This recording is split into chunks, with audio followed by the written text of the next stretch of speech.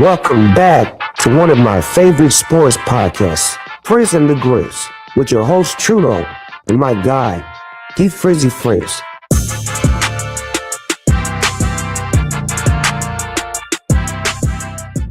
Hello and welcome back to Frizz and the Grizz. It's your boy Trudeau. Thank you for joining us live Monday, February 23rd. You can catch us live on Twitch, Facebook, or YouTube. Check out that Twitch handle at @dfrizzy_Frizz5. And if you're only catching part of the show today, full episode is on podcast the next day, Apple, Spotify, all those good places. Hook your boys up, press the buttons, rate, subscribe, review. We're talking ball today. The real ball, basketball. NFL season's over, and just like the rest of sports media, we transition to the hardwood. We're going to talk NBA today. We're going to talk about the tanking issues prevalent in the NBA. We're also going to talk NBA contenders, see what we have lined up for who actually is a contender at this point in the season, and finally, award races. Pretty generic topics. I think in the next week or so, we'll probably dive more into the hardcore NBA stuff. We'll ease into it right now. But first, D, what it do? What up, brother? What up? Happy Monday, man. I know you guys got some terrible weather up there, but how you living? I'm here, man. I'm here. It was a rough day. We lost power like 4 a.m. last night, and it came back at about 5 p.m. today. So it was cold in the house. It got like another 1.5 feet of snow. I'm tired of this, Grandpa. It's too dang it bad. Keep on living in New England. But we're here, man. We're good. When your power goes out, what are your ways of trying to keep the house warm, or is it just we just hold on? Just vibing, bro. Okay. Yeah, I got nothing. Grab some blankets and just vibe. I mean, at some point you got to try to do something though. You didn't have electricity, so like that's the part that sucks, because when your heat just goes out, you can find ways to heat the house. When the electricity goes out, it's like just grab some blankets.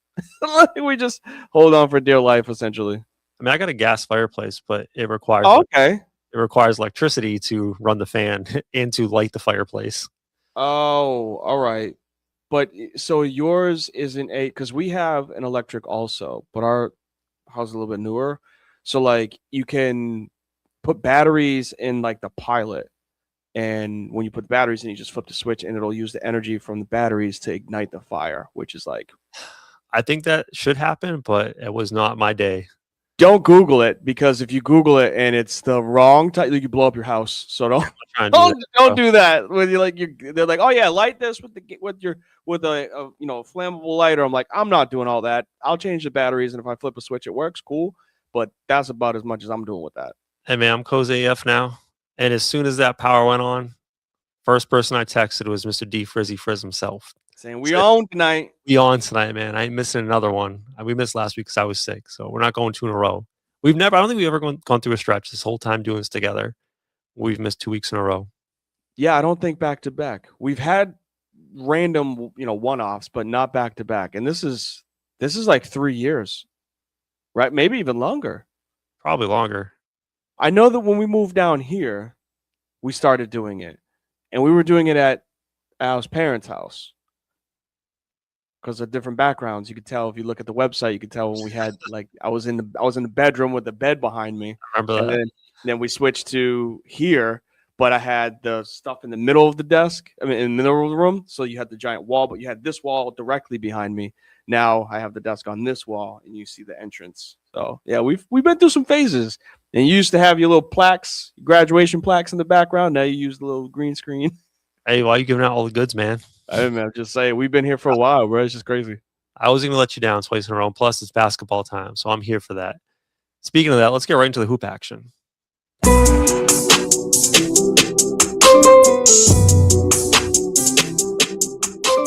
So this is a topic that's been discussed for the past 2-3 weeks, right? It sucks for the NBA, and we're talking about tanking. It sucks for the NBA because this is the time of year when basketball becomes relevant again. Mm-hmm. Everyone knows football's king, NFL's king. When that Super Bowl ends, all the talking heads switch to basketball. And it's just unfortunate for the NBA that the first topic that's getting picked up is tanking around the league. And by my math, I think there's probably around 10 teams at this point who are full tank mode. And some of them have made the conscious decision from the start of the season, like the Washington Wizards, Mm-hmm. be a bad team. But other teams like the Kings, who are just awful because they're awful, didn't have aspirations of tanking. But at this point, it's long gone. Your season's long gone. And I had some ideas, but first I just want to get your opinion of this situation in the NBA right now. So I'm aggravated because, like, we want to see the best basketball that's out there. Is it always going to happen? No. But, like, I've been on the train of, like, I hate load management. I hate that, like, you just may be able to save up to go to a game and go watch your favorite player play, and they don't play. So, like, now that was at the superstar level.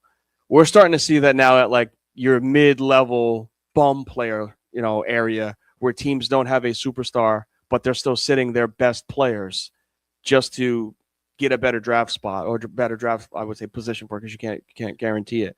And it's like what I watched the Utah Jazz and the Kings do, where they were like systematically substituting and not playing players. That's wrong for the sport.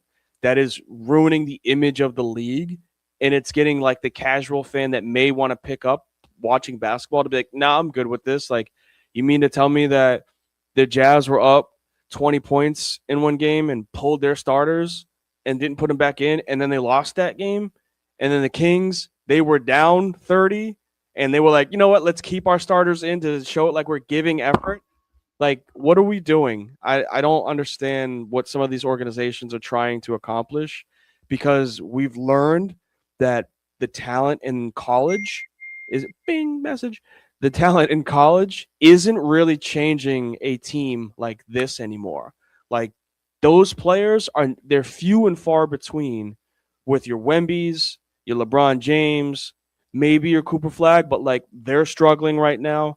There isn't really a guy or player in the league in college that just flips a franchise anymore. You got a bunch of people that are good, and it may take some time, but like they're not flipping a franchise just because you're the worst team in the league.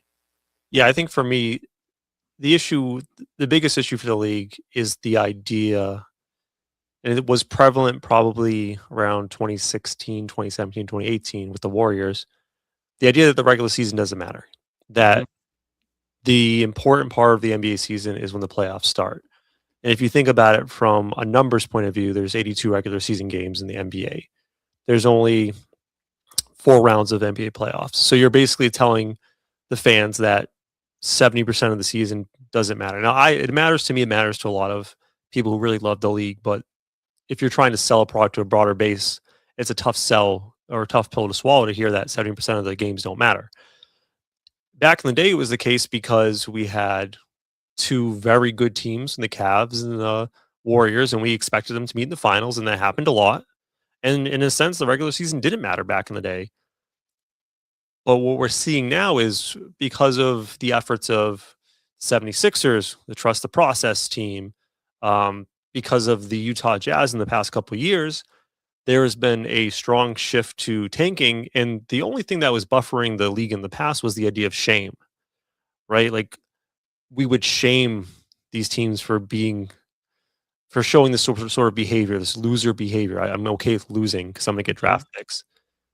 But in the past 8 years, 5 years of the world, let's say, the idea of shame has become less of a consequence. You can brush off the shame if you get what you want at the end.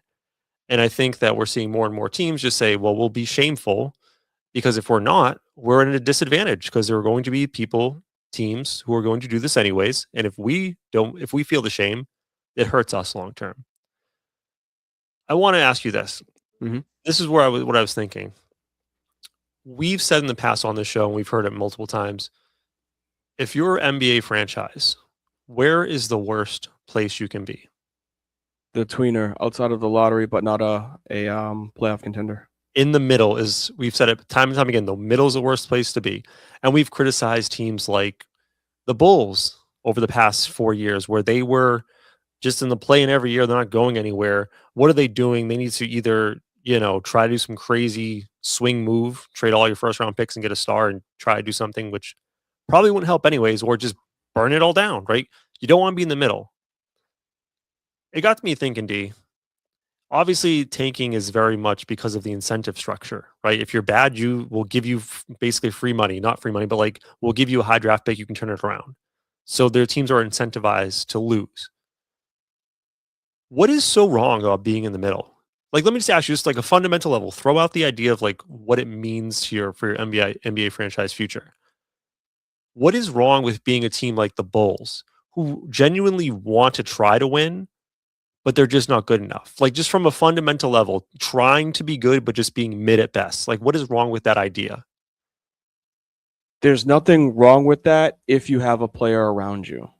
But what happened? Let's just throw out like let's throw out the idea of where you're going, just like from a fundamental philosophical level. I don't care about like what that means for your future. But like if you're just trying your best and you're just not good enough, is there something wrong inherent with that principle? There is that, like, you're not at the end of the day, people want to be champions. And yes, owners just care about filling their pockets, but players, they want to be a champion. So most players want to be, more than half of the league wants to be a champion. We'll say maybe it's a 51-49. So like if you're part of that area that's only in the middle every single season, those middling teams will have superstars leave because of that. Because they have no way of getting out of that. Yes, then it becomes top heavy. I guess for me, like being in the middle, right? Like that's the spirit of the game. Like not everyone can be the Oklahoma City Thunder in the 1 seed. Like not everyone can be the Pistons this year, be a 1 seed. Inevitably you're going to end up in the middle if you're not good enough. But you're doing the game right by trying hard and competing every night and trying to get every win you can. And I think for me, that is what is wrong with the NBA, where we penalize and punish the teams that are actually trying to be good, but just fall short. So here's what what I want to throw to you. We talked in the past about the idea of the point system, right? And I'm not saying we only reward the mid teams, but again, let me ask you this, right? If you're not one of the 10 best teams in the league, so 33% of the league, does it even fucking matter? Do you even matter if you're the other 20 teams? Like if you're the 5th seed that doesn't have a shot, or the 6th seed doesn't have a shot, or the 7th seed doesn't have a shot, does it matter? No. So to me, whether you are the 7th seed or literally the worst team in the league, the stakes for you is about the same. What I'm proposing is that we take care of everyone from 11 to 30 as far as where they finish. And what I'm saying is what they should do, right? Because we can't cut out the bad teams because they also need help. Before the All-Star break, every loss counts as 2 points to your lottery odds. After the All-Star game, every win counts as 1 point to your lottery odds. So like we do want to help out the really bad teams. But if you make the play-in, just making the play-in, you get 4 points to your lottery odds. And my point is, we don't want to penalize the idea of like the teams that are trying. You tried, you actually made it to the play-in. We want the play-in to be incentivized. And then if you make the playoffs out of the play-in, you get 2 more points to your lottery odds. And if you just make the playoffs or a 7 and 8 seed through the play-in, you're still in the lottery. You're not cut out of the lottery because you know what? In the grand scheme of things, if you're the 7 seed, you're still in shit out of luck for the most part. You deserve a bite at the apple. So what that does is everyone from the worst team in the league to the 7th seed ultimately has a chance at the lottery. So everyone has a chance, whether you're just bad as hell and you end up with the worst record, or if you were scrappy in the middle, aka like let's shout out the Charlotte Hornets, who have done an amazing job fighting. They could have just thrown in the towel. They fought. They've been on a hell of a winning streak, and they are one of the hottest teams in the NBA. We should reward them as well, a team like that, because you know what? That's the spirit of the NBA. Those are the stories, the feel-good stories we want to see. And do they have a real shot this year? Absolutely not.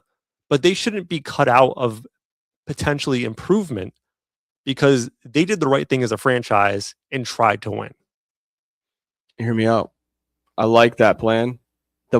The play-in stuff can lose people though. So like I'm with you, with the points prior to All-Star break, points after. I like that. I think that's the best. The reason why I use the play-in, and Yeah, go ahead. Because like the last week of the season, you could be a team that's just like, well, does it really matter if we make the play-in? Let's just punt it. I don't give a shit. Hmm. You're incentivizing that last 2 weeks of the season. Like, let's really push for this thing because they wanted to make the play-in a big thing. Yeah, like let's make it an important thing. I agree. I'm just saying you lose people with the points with that, where they're like, did they get the points? Did they not get the points? I get that. I'm all for if there were a like, let's vote as to what we do, that would have my vote. I'd be like, we need to do that.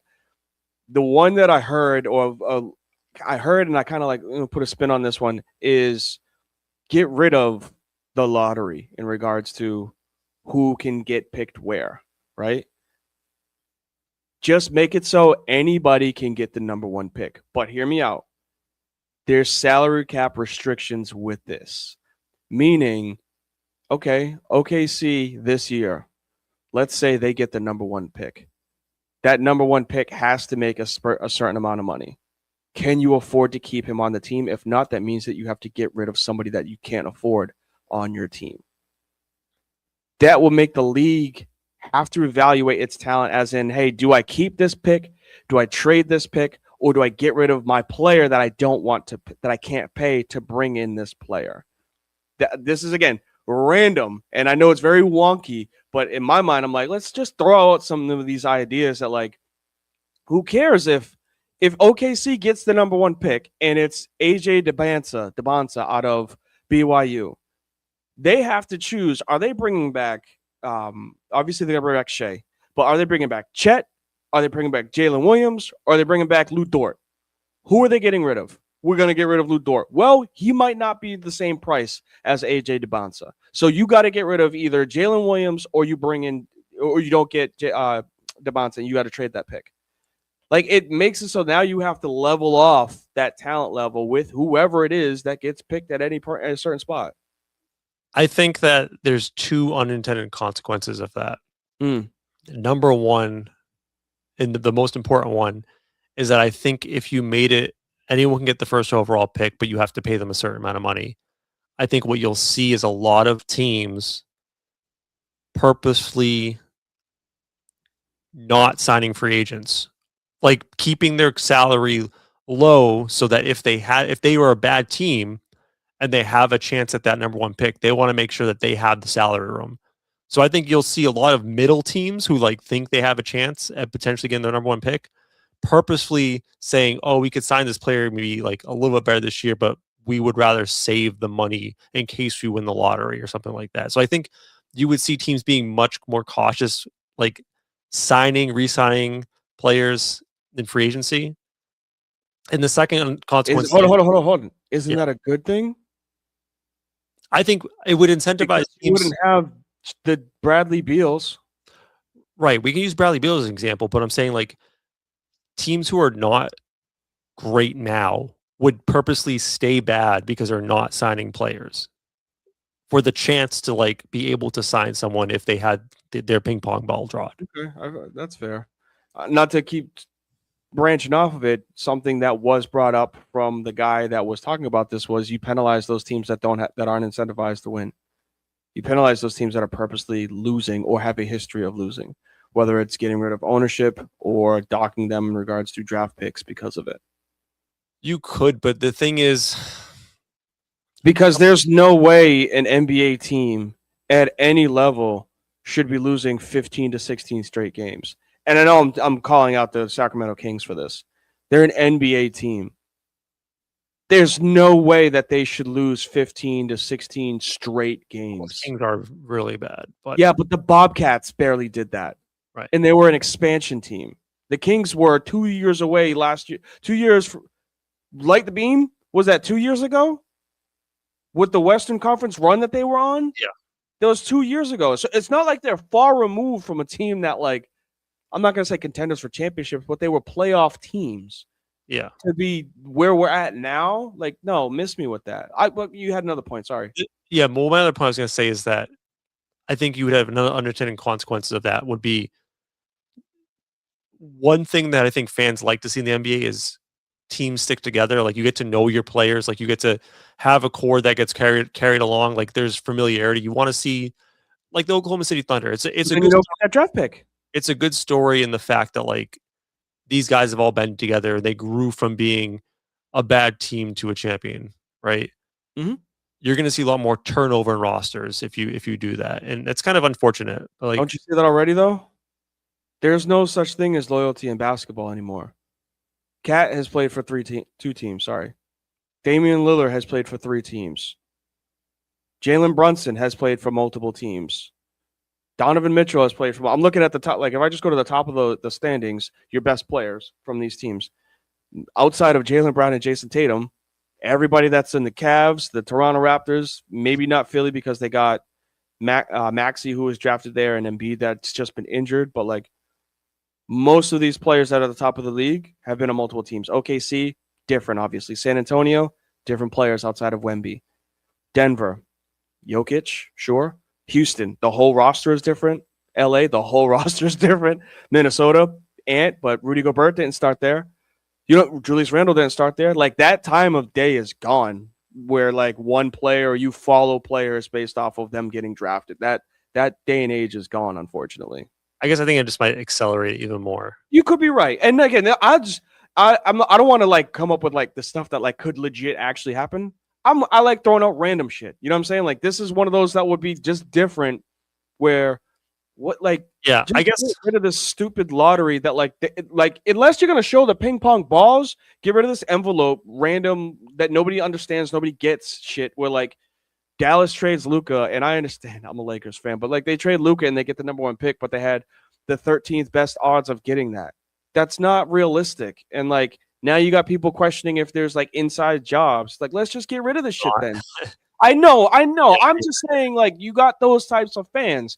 To get rid of this, just get rid of the lottery or just make it so everybody's available. That's the thing. Like, if there is no incentivized structure to help the bad teams, you would have to. You would have to stop being bad. Let me ask you this: if you get rid of the lottery, would you be okay if the Thunder got the number 1 pick? Like, would you be okay? That's the biggest question. Like, the best team. Would you be okay if one of the best teams got the number 1 pick?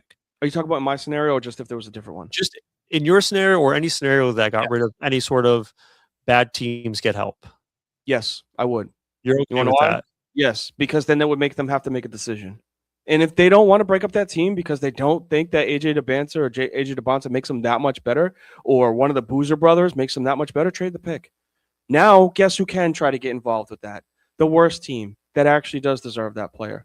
But then if you trade the pick, you're getting something back in return. So Lauri Markkanen would be going to, in theory, the Thunder. Like, are you okay with that? Yes. Okay. I want the best teams to be like the best teams. And I want the worst teams to fight to try to be a better team. I'm like over just turning on the Brooklyn Nets and like Michael Porter Jr. is putting up 60 points and you can't name another player on that team. The Wizards, I don't even know who the hell their roster is. Like, it's just ugly uniforms and 5 guys that all have afros that you can't tell the difference between any of them. Like, that's their team. And I only know this because I bet a lot now, basketball-wise, a little money, not a lot. But I bet a lot. I bet enough to go watch these games. And I'm like, who the hell is AJ Kalubala for the Wizards? They all yeah, like what? Who are you guys? Who the hell plays for the Hawks? I forgot Kristaps Porzingis got traded until he was playing with the Warriors this weekend. I'm like, I forgot he doesn't play there anymore. What the hell's going on with any of these players? Like, let alone pull up a Memphis Grizzlies game. They got Scottie Pippen's son, and I don't even know who else. Yeah, you got into a fight. Like, that's all he's really known for now is he got his ass whooped. So I think his ass whooped. But, like, they got into a fight on court. Like, who the hell plays for the Pelicans? Like, these are teams that, like, years ago were relevant. And now they're not. And not only are they not relevant, you have no idea who the hell plays for their team. Like, that's wrong. That's bad for the game. You could still call. You could probably still name the quarterback for this season. You could probably get it wrong, but be like, oh yeah, Kyler Murray was the quarterback for the Cardinals. Like, you know that. You don't know who the hell plays for the Washington Wizards. Alex Sarr. Yeah, I know, but you know what I mean. I get your like overall. that's what I mean. Like the worst teams in the NFL, you still know a player. There are a handful of teams that you have no idea who the hell's on that team. Yeah, the thing is with tanking is that unless they change the incentive structure in some capacity, it's not going to change because right now, what we're seeing is just front offices understanding the rules and gaming the system, and they're doing honestly. If you think about what the NBA wants, like the league office, this is not what they want. But if you think about what the owners and if you think about what the front office people want, they see this system and they say, we're going to use it to our advantage. And I understand why they do it, but it's not good for the product as a whole. Not at all. I'm curious to see what they do. I'm hoping it happens as soon as next year, but you know how these things work, man. Like it's never a fast process. It's at a time like this, like I've in the past praised Adam Silver's leadership with the league, but if we had I don't want this tournament if that's what you're gonna say. No. Okay. Why am I blanking on the name of the late previous David Stern? David Stern would nip this thing in the ass. 1,000%. Some dictatorship sort of move like 2 years ago. It would have been done. People hated David Stern because he was a no-nonsense commissioner. People loved Alvin Silva at the beginning because he was a player's owner. He was a player's commish. Now that players commission is having to put down the hammer on rules, and people think it's a joke. Like they don't understand that like at some point you have to be, like you just said, a true leader. Be like, I got to think about what's best for the league. And what he's just been doing is, oh, we have a problem. Let's just make a tournament for it. And we can't just keep doing that. Like something needs to be written in stone as the fix to this issue, or it's not going to stop. And it's just going to draw out the casuals. And I guess we talk about incentives and tanking. Like, I wonder if he's incentivized to do anything this moment. And hear me out. I know we are upset about it, but those owners who he reports to, those 30 owners, governors, whatever you want to say, they've been making a hell of a lot of money from Adam Silver. Signed another ESPN deal. Yeah, he's been doing a good job by them. But as far as the average fan, I don't think he's been doing a good job by us. For those that don't understand it, think of it this way. Why the hell don't you think Roger Goodell has been fired? Because he makes money for the owners. Because every single one of those owners are now a $1 billion owner because of what he's done to grow the league. The concussions are annoying. The injuries are annoying. Salary cap is stupid. Like there's so many things that you guys can complain about, like fixed games, so on and so forth, and franchise tags, all these things that say ruining the sport. And then the owners are like, yeah, but he's getting us paid. So I'm not mad at him suspending my guy for 8 games because now we're playing in Spain. Now we're playing in Europe. Now we're thinking about a team in London. Like, it's just making me more money. So, and that's the same thing that's happened with Adam Silva, which is the reason why Kawhi's thing was swept under the rug. And they're just like, let's just be quiet about this one because I'm just trying to make some money and have him out on the court. And then he's just dropping 40 points a game now. You know, it's actually to Goodell's credit that he does better than Silver. What's that? Well, he takes the blame for a lot. They both make a lot of money, but I could only name two NFL owners, Robert Kraft and Jerry Jones. Yeah. Any problem with the NFL, people just say, Roger Goodell's an idiot. No one blames the owners. No one says shit about the owners, and they love that. He's the meat shield for them. He 1,000% takes the blame for everything. Adam Silver does not do a good job at that. I'd say that. I don't know what's going on in LA, but the Clippers got to figure it out. Yeah. He does not die on the sword for the owners as far as blame. Zayam Ajiri was the guy from Toronto.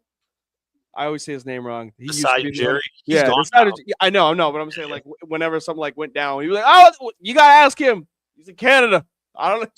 Don't ask me. Go to him, please. You figure it out, and then you'll get the answer." Yeah. So I don't know. We'll see what happens. That's just my thoughts. I liked your idea. I heard some other wacky stuff, but we don't need to get into it about like wheels and completely removing the lottery completely. But yeah, I hope something changes because it sucks, dude. It sucks to turn on a game, especially.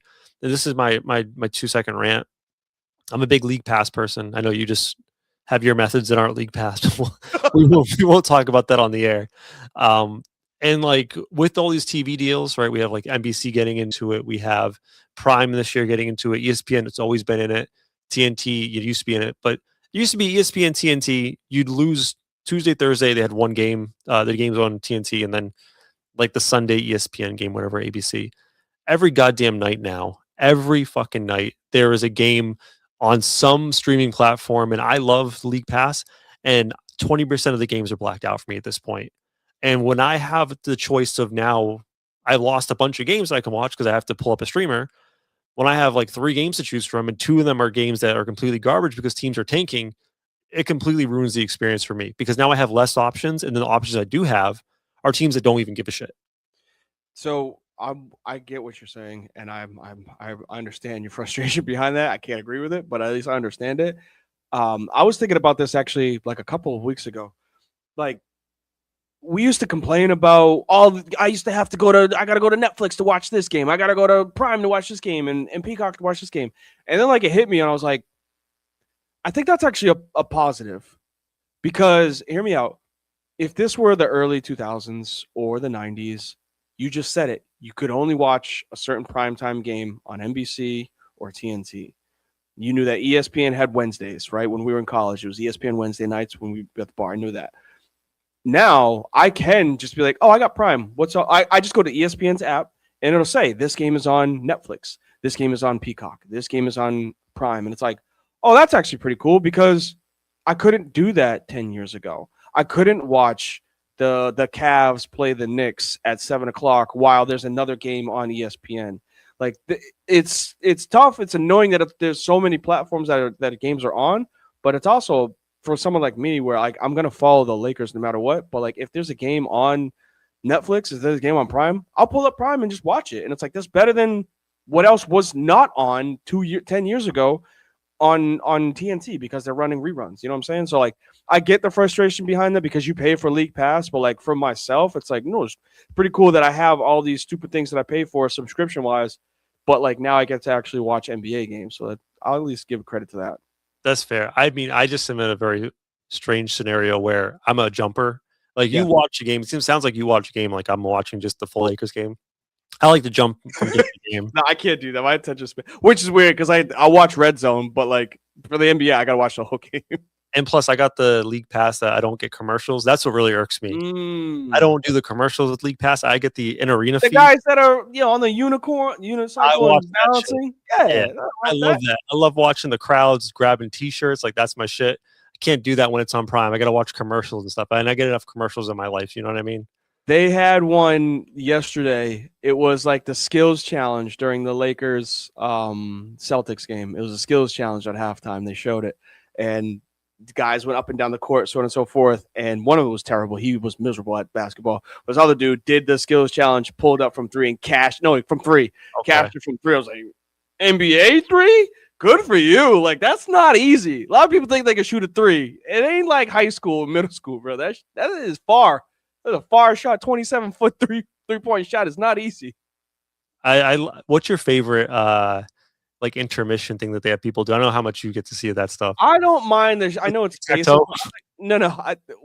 Those are fun, but I like when they're just doing like the shirt cannons and like people don't catch the shirt and it just hits them. I enjoy that very much when the camera's on them.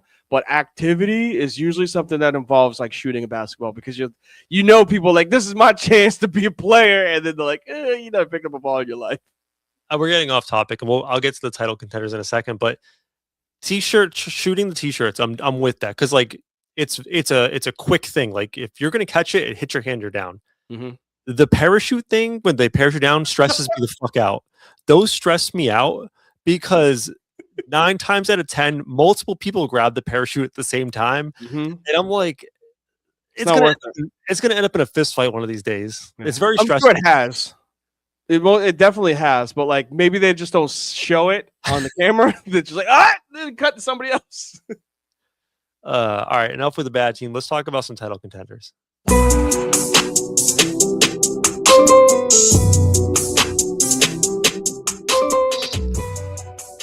All right. So as far as title contenders are concerned, let's talk about the number of teams that you believe actually have a chance of winning a championship. We're going to put that at like, this is a number I've heard. I think Daryl Morey used this analogy before, is that Daryl Morey, who's the president of basketball operations currently with the 76ers, previous, of the Rockets with James Harden, his philosophy was that if you believe your team has a 5% chance of winning the title, so it's like, if you think of it as like a pie, like percentage, each team can grab a certain slice of the pie. Like the Thunder might have like a 30% chance of the pie. Mm-hmm. If your team has a 5% chance, in your opinion, to win a title, you should go for it 100% that year. Just push all the chips in. Like that's enough for him. So we'll let that be the metric. Like this team has a 5% chance, like they could win a championship this year. Mm-hmm. I believe, in my opinion, that there are 5 teams, just 5 in the league right now with that 5% I metric. wish you could see this. You probably can, but there's the X's are teams that I believe 1, 2, 3, 4, 5. So I'm curious if we have. We'll see who we have to say. Yeah, but you saw the X's. I think that in the Western Conference, I feel strongly that we have the same 3 that we believe could win a championship this year. Let's see. Obviously, the Thunder, like that's an easy one. Yes. Yep. Well, they might occupy like a 35% chance of the pie. Fair. I have the Denver. I know they've been struggling lately, right? Jokic just came back from injury. He doesn't look like himself yet. But I still have the Nuggets as like, I believe the Nuggets could win a championship this year. Ping! On that one. Yep. They're probably like a 7.5%. Like they're not as big as on the as the Thunder as myself. I'm curious where we're landing here. San Antonio Spurs, I would say, could win a championship this year. Is that where we? I think that's where we defer. Yeah. Okay. So you don't I have them as a, if you're going to do the 5%, yes, but as a lock right now, no, I don't have them. Okay, so they're outside looking in year 5. So do you have another Western Conference team? I do, yeah. All right, so we can 3 West, 2 East. Yeah. All right, let's compare and contrast. So I'm guessing it would be the Rockets. There it is. Ping. Okay. Yeah. Reason why the way that I made my list is: are you a team, or do you have a player that can bring you there? And for the West, you have a team. OKC. The Nuggets, you have a team. Jokic and Jamal have done it. Like that's just, we can't knock that. Kevin Durant is a player that can do it, and he's like their third option. I know he's the guy that's going to score their points, but Alperen Sengun is ridiculous. They have, I know Tari Eason has played well. Obviously, the Thompson brother. That team, Reed Shepherd has come in points and hit some key threes. That team is pretty deep. So the reason why I don't want to say I would take Wemby over Houston is because they have Kevin Durant. I think that San Antonio, I put, check marks next to people that like they could probably make a run if the scenario is right. That's where I would put San Antonio, but I would put Houston as a contender because they have Kevin Durant. So for me with Houston, my biggest concerns is that number one, I think let's just talk about the pros real quick. Yeah. I think defensively they're a great unit. Like they have a very good defensive foundation. That's kind of Ime's calling card. The other side of the ball concerns me with the Rockets. Like I've watched a decent amount of Rockets games this year, and like when it's rolling, like it looks good. And their superpower offensively is like, yes, they have Kevin Durant who can get a bucket, but also if they're generating steals, getting out on the break, that's where they cause problems. They look great. When we are in half court, we've seen like 70% of the season at this point. It continually, in large stretches of games, seems like they have no purpose and direction. They lack a true point guard in this team. Yeah. Offense gets stuck in the mud.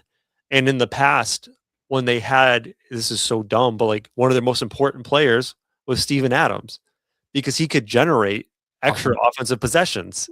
So like even if their offense was dog shit, they got second, third, fourth chances to score an offense. Adams is gone for the season. Their offensive rebounding rate has plummeted because of it, and they have to be more efficient offensively, and they just haven't shown the ability. Secondly, like you're asking a lot. He's still producing at a super high level, Kevin Durant, but like you're asking a lot for a 38-year-old to go through 4 rounds of the playoffs and carry a team when they get sluggish in the crunch time. So like I'm just worried about them crunch time offense and tight games not really reliable. You're not wrong. I'm not going to disagree with that. I would just say I would bet more on the guy that's done it, even at his age, versus the team that we have no idea how they're going to react in the playoffs. That's all. By the way, we didn't even mention the whole Kevin Durant drama on Twitter. Oh, excuse me, get off my Dickerson's drama. What now? Do you know about that? No, I don't follow drama, unfortunately. The most drama I follow is when I'm watching Entourage. I'm filling you in for the first time right now? Probably. You probably could have used this for a closing take, and I would have been like, what the hell? But no, go ahead. God, over All-Star Weekend, someone put Kevin Durant on blast, one of his burners. Apparently he had like this group chat that he was involved with on Twitter with people, like, and he would just talk to them all the time.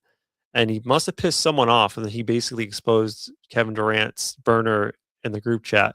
And it tracks pretty well for Kevin Durant. Like, as far as like he's mapping out like all the teams he's played for and like, you know, different scenarios. And he basically shit on everybody, including a lot of people on his team now. And like it was a bad fucking look. He hasn't refuted it, but like it seems like that locker room is not a happy place right now. I didn't know that, but thank you. Because I'm not going to tip the cap, change my opinion for it, but like Kevin Durant in social media, he just needs to get off of his phone. That's all. The only teammate he didn't criticize was James Harden. Really? James Harden. Everyone likes James Harden for some reason. Like everyone's like, he didn't just cause you beef. Yeah, he called Russell Westbrook triple-double cocaine bear. Oh my goodness. One of the funniest comments was, I wish Ben Simmons was still in the league. At least that, you know, expletive would pass me the ball. And he called the Houston Rockets trash. And like all the players in the Houston Rockets are trash. Yeah. Social media. Yeah. Poor Kevin Durant. He needs to get help for his social media stuff. Poor Kevin Durant. He's got a problem. Anyways. Let's go east. Let's go out east. Can I make the case for the... Oh, yeah. Sorry, for the Spurs. Yeah, go ahead. I mean, number one, just Victor Wembanyama. It is, yes. He's the best defensive player in the league right now, hands down. And I think he missed a huge swath of games. It was like 15 games. And then he ramped up slowly over the next month, playing 20 minutes a night.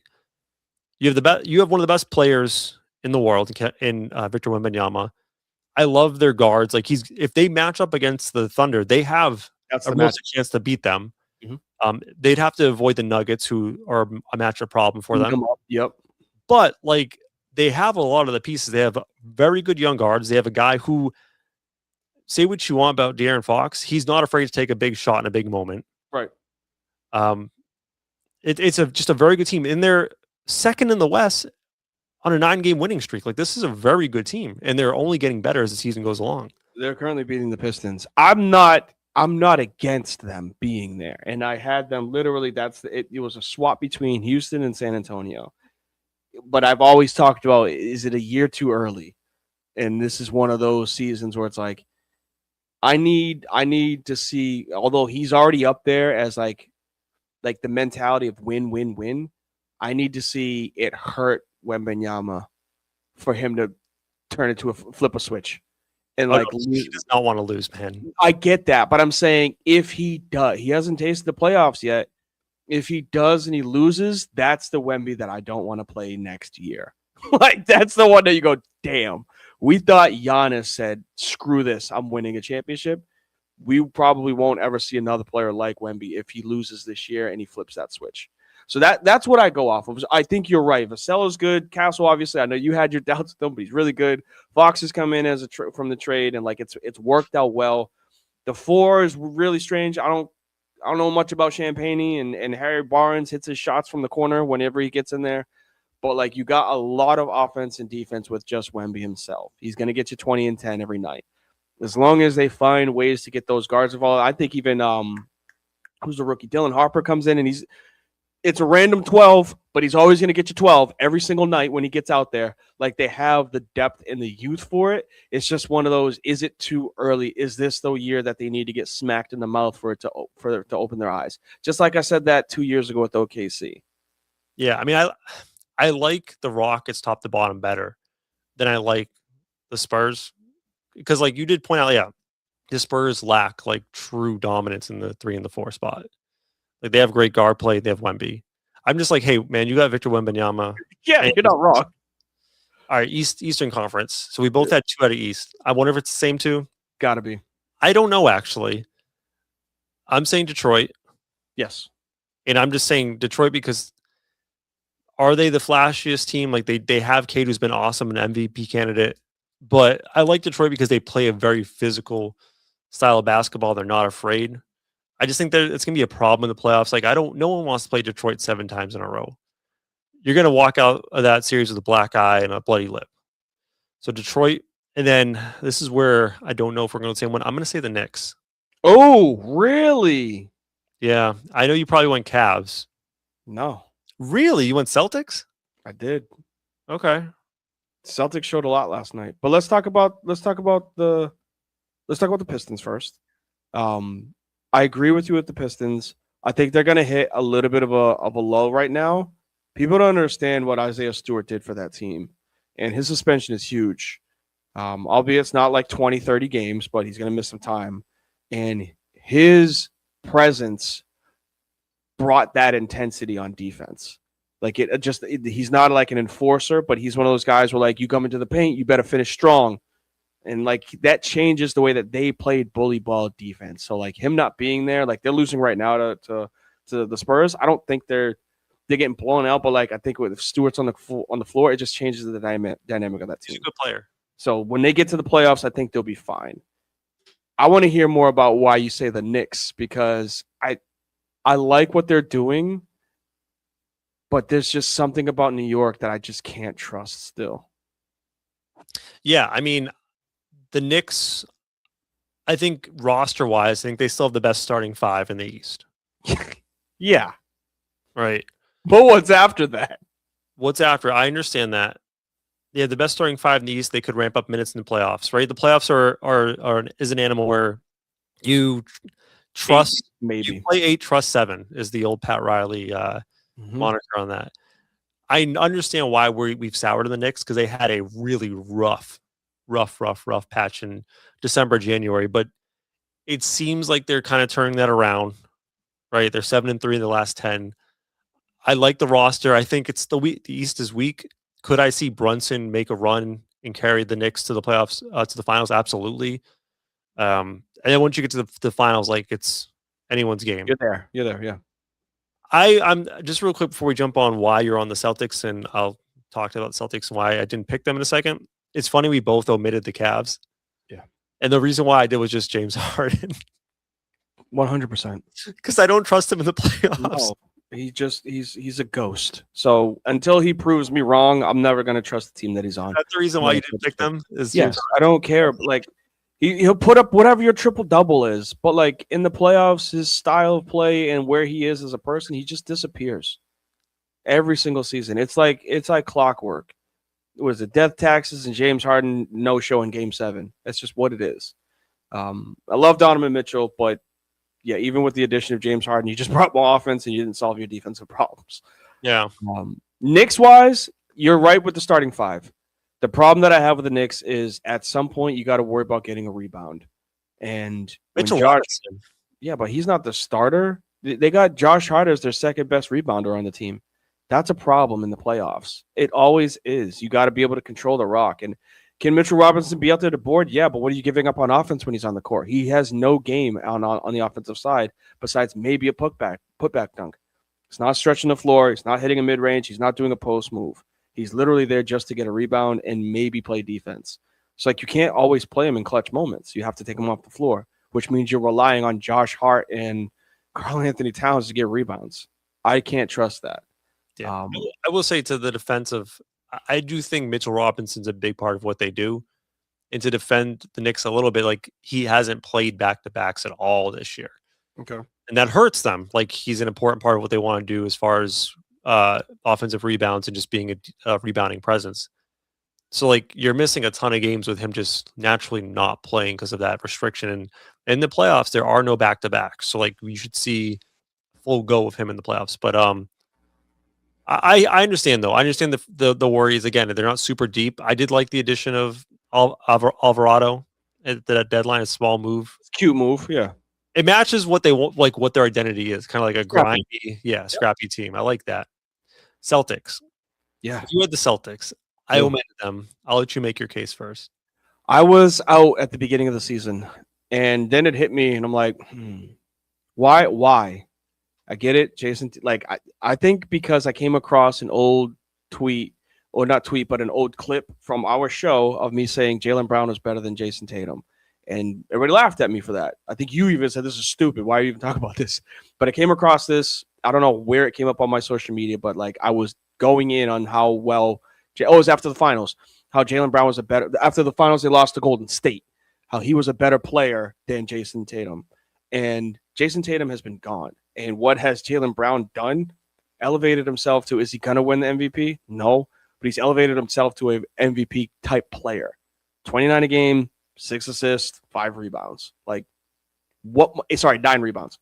What more do you want from your player from that? He's dragging this team to be the 2 seed. You have players that are around you that are elevating their play, that being Derek White, Peyton Pritchard, when he's obviously having an incredible game.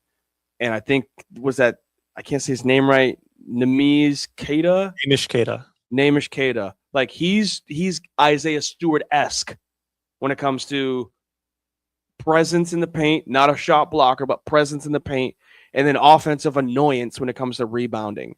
That's the type of stuff that wins you championships. We already know that they're a 3-and-D type team. They're going to shoot 43s a game, 53s a game. Can't do nothing about it. They're damn good at making them. So if this team does what they've been doing this season and they rely on Jaylen Brown scoring, them getting hot from 3, whether it's Sam freaking Hauser that's shooting it, Peyton Pritchard making 5 threes, Derek White can go off for 5, or even I think they've thrown in Nikola Vucevic, has done a few things here and there. He's not dominant. You know that by everything in regards to how he's played, but he's a piece.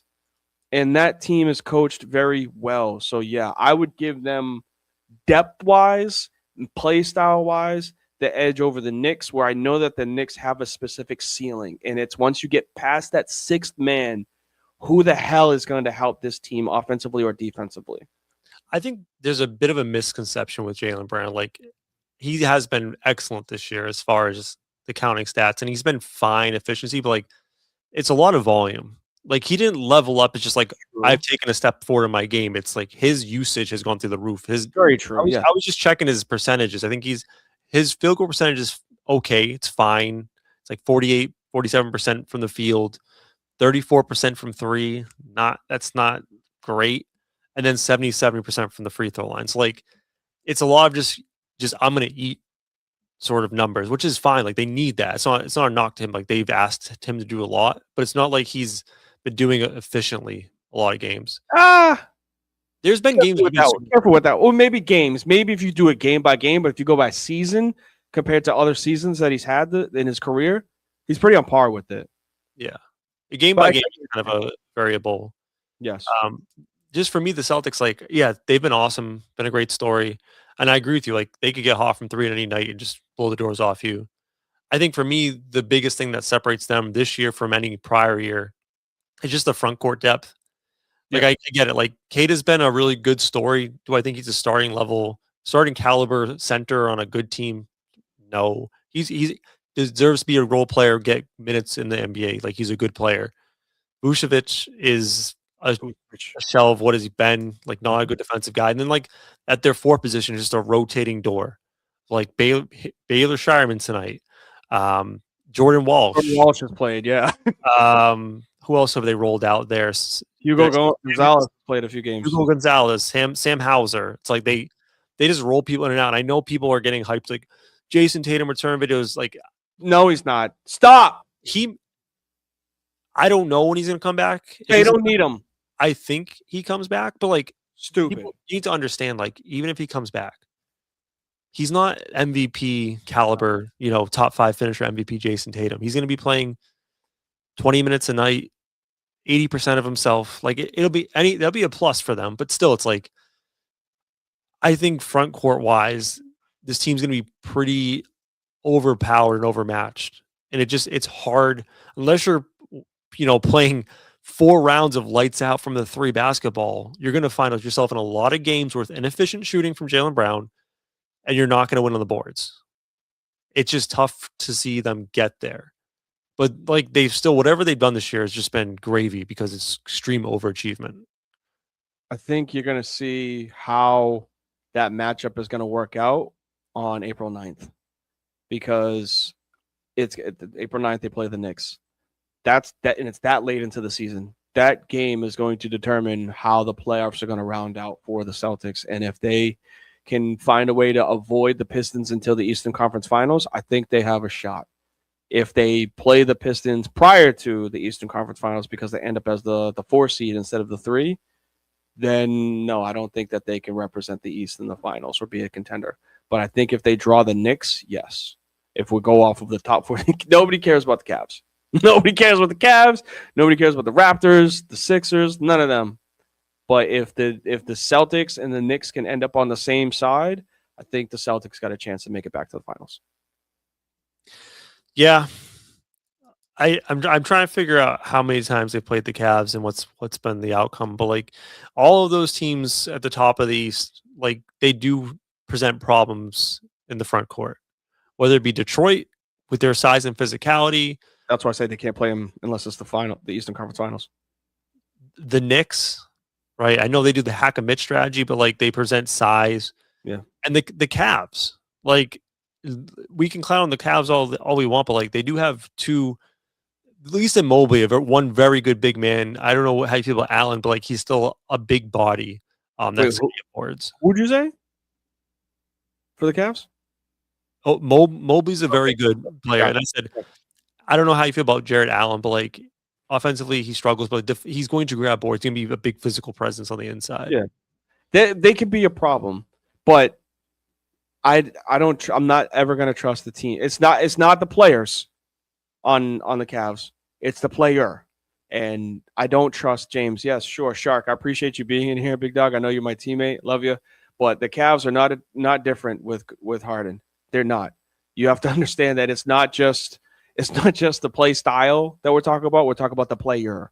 And that player becomes a ghost, a shell of himself in the biggest moments in the playoffs. So they could be the 1 seed right now, and I'd feel the same. They could be on a 15-game win streak post the trade with James Harden, and I'd feel the exact same, saying I don't trust them when it comes to I don't trust him when it comes to the playoffs.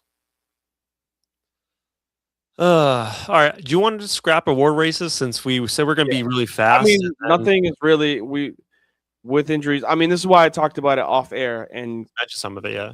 Yeah, mention it here is awards are going to be hard this season to kind of forecast for because of injury. So you got OKC and Shea missing time. You got Jokic in Denver. He's missed a bunch of time. And then if you throw in Wemby because they're the 2 seed, he's missed a bunch of time.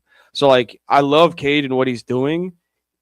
Process of elimination and war of attrition, whatever the phrase you want to use, he's surviving. So like his name is going to continuously go up if he continues to win these big games. They're losing right now. They played New York, I think it was Saturday, and that was a huge game for his brand to win in the mecca of basketball.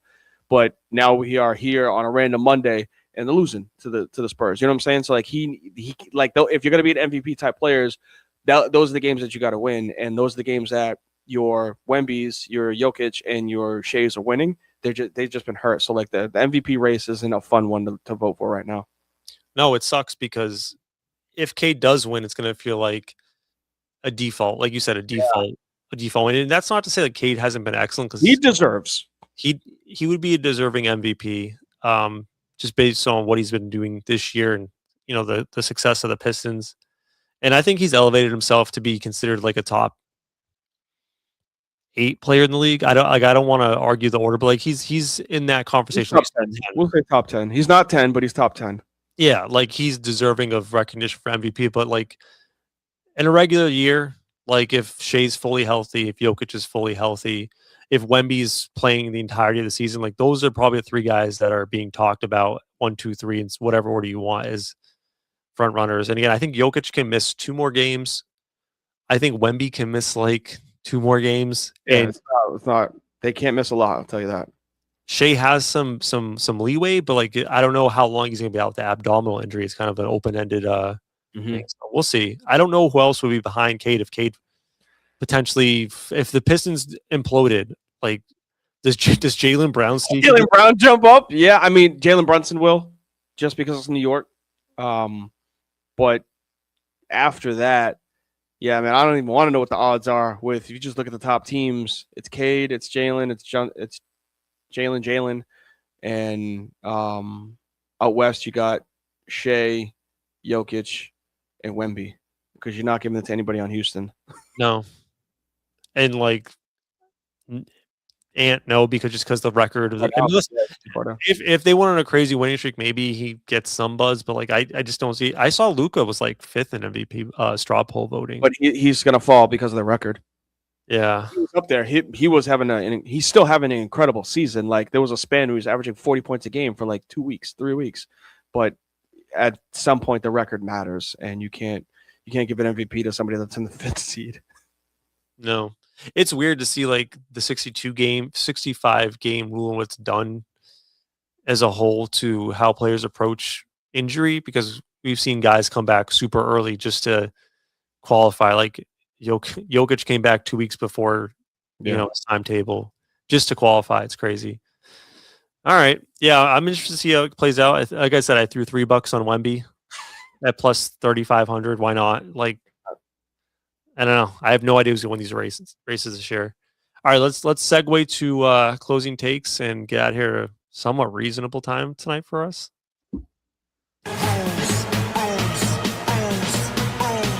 The show is coming to an end. But first, it's time to get to anything we've missed. It's closing time. 1 segment, 2 takes. Now go. All right, closing takes, the chance for me and Dee to get off one last take of the day. Can be about the topics of the day, sports, pop culture, whatever you want. It's our time to shine. I'm going to just shout out, I don't have a really strong one, but I'm going to shout out the Winter Olympics. They just ended the other night. I don't know if you're going to Winter Olympics. Finished first, second, third in medal counts. Norway finished with the most medals at 41. USA number 2 at 33. Netherlands, I think they have 20. I guess they give you more points for gold over the other ones. But, and by the way, Norway, sneaky fact, they actually are the country with the most Olympic medals of all time in the winter. Pretty legit. They're very good at cross-country skiing, apparently. But in the Winter Olympics, did you see the controversy that came from curling? No, I'm here for it, though. Okay. So curling's a sport where they throw the giant, I don't know if you want to call it a puck, but it's a big stone, a giant stone. With the handle on the top? Yeah, you scoop the ice. Well, there was almost like a fist fight between Canada and I think Sweden during the curling match. Damn Canadians. And the Canadians were cheating. They would release the puck, and the guy behind it, like as it was crossing the line, would go like this and like poke it with his finger, the stone at the bottom, to like give it a little extra juice and like guide it where he wants to go. And it's funny because apparently like curling is a self enforced like sport where like there are referees, but they don't actually do anything. Yep. So the Canadians kept doing it, and like the referees like I don't know, like what do we call here? Yeah, so like it was a whole thing, blew up the internet for a couple of days about the Canadians cheating, and there was some MFers exchanged on the ice during the Olympics curling. The Canadians won gold. They ended up by winning the tournament. So cheating does prosper. Cheaters prosper. I mean, hey man, if you're not cheating, you're not trying, is what they say, right? Yeah, that's all I got. I didn't really have a strong one because I was going towards the Olympics, but I'll at least talk about the All-Star Weekend because we just passed it, obviously. Were you able to take a look at some of the unrivaled tournaments that happened over the past couple of weeks? I know you love Unrivaled. No, but I like the premise. Like, I don't even know where to watch it. So fill me in, like, where to watch it as well. Yeah, so you can find it on TNT. ESPN has some that you can use your social platforms also. But it's Unrivaled is another league outside of the WNBA. They run 3v3 tournaments. They run 2v2. They run 1v1s. And there's this cool idea that's being floated around there now because they had a 1v1 tournament with all of your best, WNBA stars. I think it was Aaliyah Gray ended up winning it. But, like, you saw top-tier WNBA players in their bag in a one-on-one tournament, and it was 12 seconds on the shot clock. Essentially, there's still fouls that are involved. You got to make a move. There's free throws involved, so you can't just purposely foul people. But, like, you can also, like, outlet the ball. So you get a rebound, you can outlet it to, like, somebody on the sideline, and then they can pass it to you for a catch and shoot. It's pretty legit. Thanks. And it made me think. I was like, the All-Star Weekend, it used to be something. We loved the dunk contest. We loved the three-point contest. We loved the skills challenge, like the rookies versus the sophomores. Like, there was something about being around the second week of February, the weekend, to like watch that. And it's gone away, I think, since 2016. After that Levine, Aaron Gordon dunk contest, we kind of lost its lust. Like, the game's not as fun. There was these weird rules. Now, like, there's 3 games, and like I lost track of what it was. But hear me out. I know pride is a big thing in the NBA. If they brought in this one-on-one, like, tournament style, who's got the best bag, and maybe you separate it based off of not position, but like height, you could have some interesting games. Like, how dope would it be to see Kyrie Irving versus like Jalen Brunson? And like, you got your post up Jalen Brunson versus your bag handle Kyrie Irving. That would be amazing. Then you get like your bigs, like Wemby versus Jokic, Embiid versus Cat, like one-on-one matchups to see who's the best guard, who's the best wing, who's the best big in the league. And like, how many people would watch that? We watch, summer workouts at LA Fitness from Devin Booker just pulling up, let alone if it's like NBA player versus NBA player. So just a thought, not saying it's ever going to happen, but it was really cool to watch it with Unrivaled. And it just made me think, like, why not find a way to figure this out and put it in the NBA? I think that would be an absolute home run idea. 1,000%. But people won't do it because of pride, bro. You can't lose on national television. Nobody, the stars wouldn't do it, right? That's why the stars don't do dunk contests. That's why the dunk contest is dead. My question to you is, would you still watch it if it was like, I don't think you'd get starters to do it. Like, if it was why though? Again, like, I think you get a lot of thumbs down. That's the problem. Is that it would have to be like your stars, like people that are in the All-Star game going about it. My question is, would you still watch it if it was like the 7th guy in the rotation? I think I still would watch it. I'd be still intrigued. Like a Cam Thomas, like he like a guy like that. Just like I'm a bucket getter guy. Would you watch it if guys like that were in the tournament? I would watch it if it's based off of, like I said, guards, wings, and bigs. But your Cam Thomas isn't making it. So like if I just go to NBA's stats, they have a section that allows you to switch it from guards, forward, and center. And 1 through 8 is Luka, Shea, Ant, Jaylen Brown, Maxey. You would never get those guys. No, but like if we could, you know how that would be amazing. I'm not watching Keontae George, Norman Powell, and Shaden Sharp. No. But like from the center, it's never gonna happen. The center position, Jokic versus Şengün. What? That'd be nasty. Evan Mobley versus Alex Sarr. Who's the better younger player? Like, that's a matchup I would watch. Forwards out there, you had a chance to see between Kevin Durant or Kawhi Leonard. What? I'm telling you, I think I'm still Cooper Flag or Jaren Jackson Jr. That's a matchup. I get you, but I'm telling you that would never happen. No, it won't. And I think I would still tune in and watch if it was like Bones Highland versus Cam Thomas. But you know what would happen is if it became a bigger thing with the people that like don't have a name, the older guys would want that. They would look at it and be like, that's I'll tell you what, man. What up? You know who would sign up for it? Victor Wembanyama would. And he'd whoop everybody's ass. Yeah. Like, who the hell would want to draw that card? The 7'9" unicorn. Like, people still don't even know how tall he is. He'd be like, it's something I can win. Something I can win, kick someone's ass. Yeah, I'll do it. Well, we saw him cheat with him and Chris Paul last year. They just wanted to win. This is what we could do. We could win this. Cool. They had to change damn rules because of him, because he's tapped. That's who I want on my team. In a bunker, I want that guy. Shout out to Chris Paul. Sad retirement. Miserable way to go out. But that sucks, man. Point God. Mm-hmm. Hate to see it, man. But we all get old, I guess. Ain't that the truth? That was a good one, man. We were okay. Hour 15. I don't think that was wrong at all. It's not even 9:30. I'm excited to do more basketball as we go into the playoffs. If you get any good ideas for segments, D, let me know. I got actually some really good ones. I'll talk to you off air. That's called a tease. All right, we'll bring it back next week. All right, tease them out of here, right? All right, we appreciate y'all being here. Shark, like I said, I love the fact that you're in here, big dog. That's my teammate from the GBA. I know that you're about to go on PTO or vacation. Enjoy your time off. Hey, for everybody else that was in here, either viewing or watching, we love y'all for being in here. I really do appreciate it. Catch us on all of our platforms. You can find us on live Twitch. You can find us on TikTok. You can find us on YouTube. You can find us on Facebook. Wherever it is that you want to find us, we'll be there. Website's at the bottom. Also, frizzandthegrizz.com. Please, the next day you can hit us up on all of our podcasts so you can find us while you're driving to work. You're miserable in that snow that you got up north. Sorry that you guys got it. It's 50 and sunny down here. Apple Podcasts, Spotify, wherever it is that you get your podcasts, is uploaded tomorrow morning for you. Please make sure, especially in a time like this, my prayers go out to those when it comes to those who are related or at least affected by Rondale Moore. We say it at the end of all of these shows. Be a friend. Say something nice. You never know what somebody's going through. Please make sure to take care of y'all mentals. Please make sure to take care of y'all physicals. Take care of y'all chicken and y'all children. And we'll get on the way. Peace.